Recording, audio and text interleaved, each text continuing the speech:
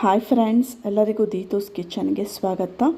ನಾನಿವತ್ತು ಸ್ಪೆಷಲಾಗಿ ಒಂದು ಸಿಹಿ ಐಟಮ್ ಮಾಡ್ತಾಯಿದ್ದೀನಿ. ಅದೇನಪ್ಪ ಅಂದರೆ ಕೇಸರಿ ಬಾತ್. ನೀವು ನೋಡಿರ್ಬೋದು, ಮದುವೆ ಸಮಾರಂಭಗಳಲ್ಲಿ ಫಂಕ್ಷನ್ಗಳಲ್ಲಿ ಕೇಸರಿ ಬಾತ್ ಮಾಡ್ತಾರೆ. ಅದು ಹೇಗೆ ಮಾಡ್ತಾರೆ ಅಂತ ನಾನು ನಿಮಗೆ ಹೇಳ್ಕೊಡ್ತೀನಿ.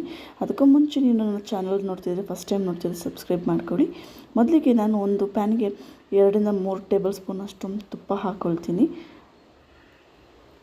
ಆ ತುಪ್ಪಕ್ಕೆ ನಾನು ಸ್ವಲ್ಪ ಗೋಡಂಬಿ ತೊಗೊಂಡು ಫ್ರೈ ಮಾಡ್ಕೋಬೇಕಾಗತ್ತೆ. ಗೋಡಂಬಿ ನಿಮಗೆ ಸ್ವಲ್ಪ ಬ್ರೌನ್ ಬರೋ ತನಕ ಫ್ರೈ ಮಾಡಿಕೊಡಿ. ಲೋ ಫ್ಲೇಮಲ್ಲೇ ಮಾಡಿಕೊಡಿ.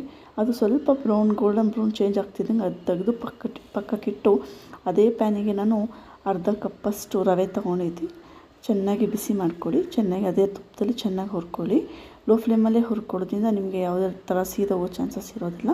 ಹಸಿ ಸ್ಮೆಲ್ ಹೋಗೋ ತನಕ ಹುರ್ಕೊಂಡು ಸ್ವಲ್ಪ ಕೂಲ್ ಆಗೋದಕ್ಕೆ ಇಟ್ಬಿಡಿ.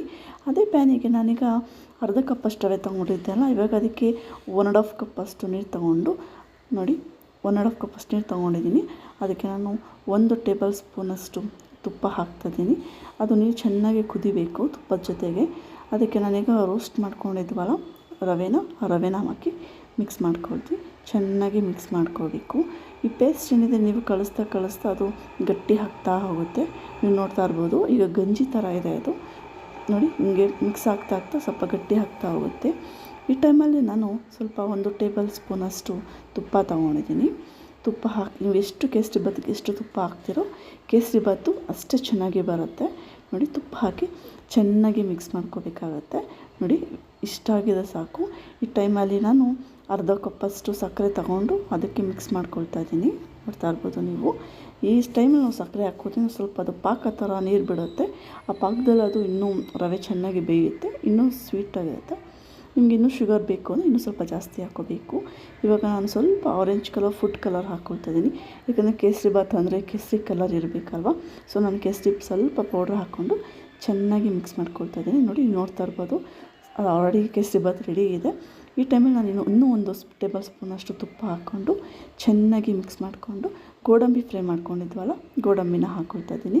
ಆಲ್ಮೋಸ್ಟ್ ಇದು ರೆಡಿ ಇದೆ. ನೀವು ನೋಡ್ತಾ ಇರ್ಬೋದು, ತುಂಬ ಚೆನ್ನಾಗಿ ಬಂದಿದೆ, ಅಷ್ಟು ಸ್ವೀಟಾಗಿದೆ. ನೋಡಿ ಎಷ್ಟು ಪರ್ಫೆಕ್ಟಾಗಿ ಬಂದಿದೆ ಅಂಥೇಳಿ. ನೋಡಿ, ಇದು ಇವಾಗ ತಿನ್ನೋದಕ್ಕೆ ರೆಡಿಯಾಗಿದೆ. ಬನ್ನಿ ಟೇಸ್ಟ್ ಮಾಡೋಣ, ಹೇಗಿದೆ ಅಂತ ನೋಡೋಣ ಬನ್ನಿ. ನೀವು ನೋಡ್ತಾ ಇರ್ಬೋದು ಎಷ್ಟು ಚೆನ್ನಾಗಿ ಬಂದಿದೆ ಅಂದರೆ ಟೇಸ್ಟ್ ಕೂಡ ಹಾಗೆ ಇದೆ. ಎಷ್ಟು ಸುಲಭ ಅಲ್ಲ ಮಾಡೋದು. ಈ ರೆಸಿಪಿನ ನೀವು ಒಂದು ಸಲ ಮನೇಲಿ ಟ್ರೈ ಮಾಡಿ, ಹೇಗಿದೆ ಅಂತ ನನಗೆ ಕಮೆಂಟ್ ಮಾಡಿ. ನನ್ನ ಇನ್ನೂ ಹೆಚ್ಚಿನ ರೆಸಿಪಿಗಳನ್ನು ನೀವು ನೋಡಿ ನನಗೆ ಎನ್ಕರೇಜ್ ಮಾಡಿ. Thanks for watching. Please subscribe my channel. Thank you.